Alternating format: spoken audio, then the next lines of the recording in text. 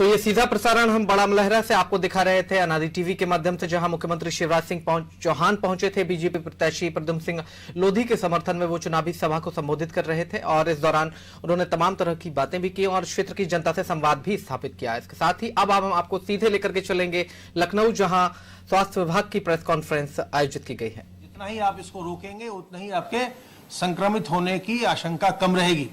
और लोगों से 2 गज की दूरी रखिए। 2 गज की दूरी और मास्क है जरूरी। अगर आप इस मंत्र का पालन करेंगे तो संक्रमण से बचे रहेंगे, दूसरों को भी बचाएंगे। तो सावधान रहिए, संक्रमण से बचे रहिए। और जो लोग आपके घर में बड़े बुजुर्ग हैं उन्हें संक्रमण से विशेष करके बचाइए। जो लोग कमजोर हैं, पहले से किसी बीमारी से ग्रस्त हैं, उनको संक्रमण से बचाइए। गर्भवती महिलाओं और बच्चों का विशेष ध्यान रखिए। होम आइसोलेशन में अगर आप हैं तो ध्यान रखिए कि आपके पास अलग कमरा और अलग शौचालय हो। और ये आपको बार बार लालच न हो कि मैं अपने घर के लोगों से बैठ के बातचीत करने लग जाऊं। अगर आप संक्रमित हैं, होम आइसोलेशन में हैं, तो अपने आप को कमरे में ही रखिए। अगर आप लक्षण विहीन हैं तो 10 दिन में आपकी जो इन्फेक्टिविटी होती है वो समाप्त होने लगती है।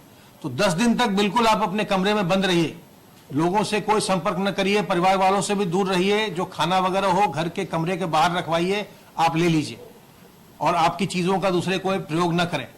तो अगर आप सावधानियां बरतेंगे तो फिर संक्रमण सीमित रहेगा प्रदेश में। और जो हम बार बार हम सोचते हैं कि सेकेंड वेव, क्योंकि हर जगह आ रही है, तो सेकेंड वेव जो आने वाली है, अगर हमारे आती भी है कोई, तो बहुत ही सीमित रहेगी। और अगर हम बहुत प्रयास करेंगे, बहुत सावधान रहेंगे, तो आएगी ही नहीं।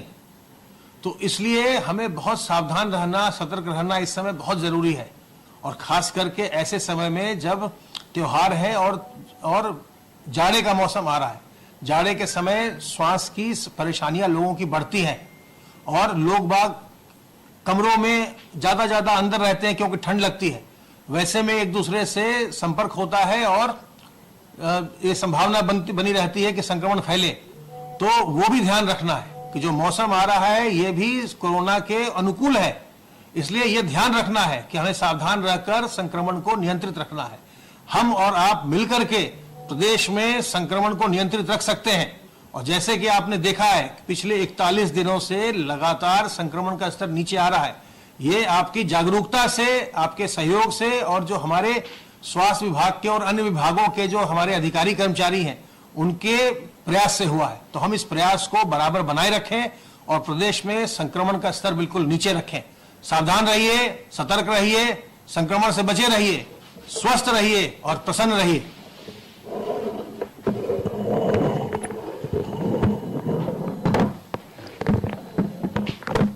जैसा मेरे साथी अपर मुख्य सचिव स्वास्थ्य ने बताया, इस समय अधिक से अधिक सतर्कता की आवश्यकता है और हम सब लोगों को उनके सुझावों पे अमल करना चाहिए। हम लोग सावधानी बरतेंगे तो जो कई देशों में और अपने देश में भी कई जगहों पर जो फिर से कोरोना के मामलों की संख्या बढ़ रही है, उससे हम लोग बचाव कर सकते हैं। हमारे प्रदेश में अगर हम सब लोग सावधानी बरतेंगे तो कोरोना का संक्रमण का स्तर और नीचे आ सकता है। पुनः इसके बढ़ने की संभावना फिर नहीं होगी। सोशल डिस्टेंसिंग, मास्क और हाथ धोते रहिए, ये तीनों जैसे अभी बताया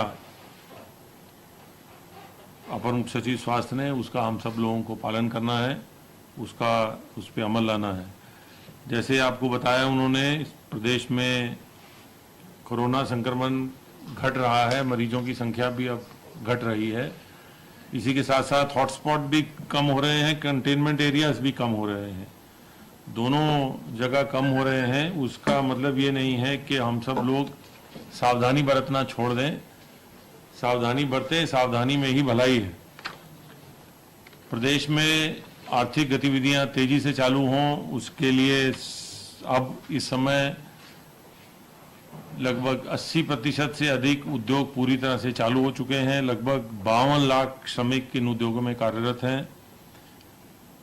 उद्योगों में गतिविधि आगे बढ़े। जो विद्यमान उद्योग हैं, लगभग 4,35,000 एमएसएमई इकाइयों को 10,753 करोड़ रुपए के ऋण स्वीकृत किए जा चुके हैं।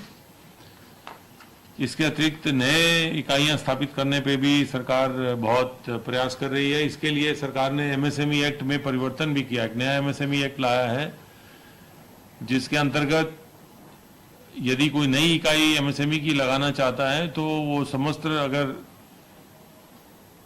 उसमें कुछ प्रपत्र चिन्हित किए गए हैं, वो प्रपत्र दाखिल करने पर 72 घंटे के अंदर उन्हें उद्योग लगाने की अनुमति मिलेगी और उसके पश्चात 1000 दिन उन्हें किसी और अनुमति की आवश्यकता नहीं है। केवल जितने उल्लिखित कागज हैं वो दाखिल करके 72 घंटे में उनको अनुमति जिलाधिकारी के स्तर पर दी जाएगी। इससे उद्योगों में, एमएसएमई उद्योगों की संख्या बढ़ रही है नए की, और इसी क्रम में बैंकों से जब टाई अप किया गया है तो बैंकों ने अभी तक 5,81,000 नई एमएसएमई इकाइयों को 15,534 करोड़ रुपए का ऋण वितरण किया है। ये जो विद्यमान इकाइयां हैं उनको अतिरिक्त ऋण देने से और जो 5,81,000 इकाइयां हैं इनको नया ऋण देने से लगभग 25 लाख से अधिक नए रोजगार के अवसर केवल एमएसएमई सेक्टर में पैदा हुए हैं। प्रदेश सरकार द्वारा मिशन रोजगार चलाया जा रहा है, जिसमें कि जो हमारे राजकीय विभाग हैं, राजकीय संस्थाएं हैं, संगठन हैं, इन सब में रिक्तियों को भरने की प्रक्रिया तेज की गई है। इसके साथ साथ ऐसे संस्थाएं जिनको सरकार से अथवा बैंकों के माध्यम से वित्त पोषित करके प्रारंभ किया जा सकता है, उन्हें भी प्रारंभ किया जा रहा है। प्रदेश सरकार की जो स्वरोजगार की योजनाएं हैं उनमें लोगों को सहायता दी जा रही है। जो बैंकों की अपनी स्वरोजगार की योजनाएं हैं उनके पास भी समुचित लाभार्थियों का चयन करके भेजा जा रहा है, ताकि अधिक से अधिक हमारे नागरिक जो रोजगार में नहीं लग पा रहे हैं वो स्वरोजगार में लगे। किसानों के लिए जो धान खरीद की व्यवस्था है उनको तेजी से उसका अनुश्रवण किया जा रहा है। माननीय मुख्यमंत्री जी इसकी समीक्षा कर रहे हैं और जो है कल तक लगभग 41 लाख क्विंटल धान खरीदा जा चुका है, पिछले साल के मुकाबले जो लगभग 5 गुना अधिक है। माननीय मुख्यमंत्री जी द्वारा समीक्षा करके सभी जिलाधिकारियों को निर्देशित किया गया है कि वह स्वयं अपने जिले में धान क्रय की व्यवस्था को मॉनिटर करते रहें, निरंतर अनुश्रवण करें, निरीक्षण कराते रहें अधिकारियों से, ताकि कहीं भी किसी केंद्र प्रभारी या किसी संस्था द्वारा किसानों का शोषण ना हो। उसके अतिरिक्त किसानों को 72 घंटे के अंदर उनके खाते में पैसा ट्रांसफर हो जाए। ये सभी व्यवस्थाओं से, जैसे मैंने आपको बताया, पिछले साल के मुकाबले 5 गुना अधिक धान खरीदा जा चुका है। प्रदेश सरकार जो नगरीय क्षेत्र में रेहड़ी, खोमचे, छोटे खोखे लगाने वाले हैं उनको भी प्रधानमंत्री स्वनिधि योजना के अंतर्गत लाभान्वित कर रही है। लगभग 2,74,000 लोगों को कल माननीय प्रधानमंत्री जी के कर कमलों से लाभान्वित किया गया था। ये प्रक्रिया चल रही है और हम लोगों ने लक्ष्य रखा है, माननीय मुख्यमंत्री जी ने जो लक्ष्य रखा है वो 5 लाख ऐसे जो स्ट्रीट वेंडर्स हैं, जो खोमचे, रेहड़ी, छोटे ढाबे लगाने वाले हैं, उन सबको ये सहायता बैंकों द्वारा दी जा रही है। उसमें 10,000 रुपये का ऋण दिया जाता है। उसमें व्यवस्था ये है कि समय से चुकाया जाए और डिजिटल पेमेंट अगर वो करें तो 1,200 रुपये प्रतिवर्ष उनको कैशबैक भी मिलेगा। इसके अतिरिक्त 7% इंटरेस्ट की भी छूट रहेगी। तो ये योजनाएं थी जिनके बारे में आपको ब्रीफ करना था। Thank you.